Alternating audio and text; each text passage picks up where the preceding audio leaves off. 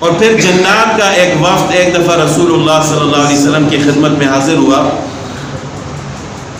اور کہنے لگا کہ یا رسول اللہ صلی اللہ علیہ وسلم، آپ صحابہ کرام سے فرمائیں کہ یہ ہڈیوں کے ساتھ استنجا نہ کریں، کہ کیونکہ یہ ہماری خوراک بنتی ہیں۔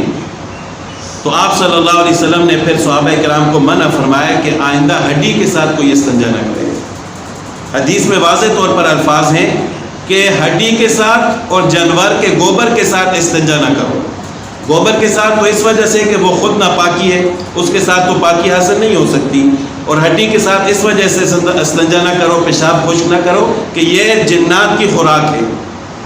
اب اللہ تعالیٰ بہتر جانتے ہیں کہ وہ ہڈی کھاتے ہیں یا ان کے لیے ہڈی پر گوشت چڑھا دیا جاتا ہے، یہ اللہ تعالیٰ ہی بہتر جانتے ہیں، لیکن حدیث میں اس سے منع فرمایا گیا۔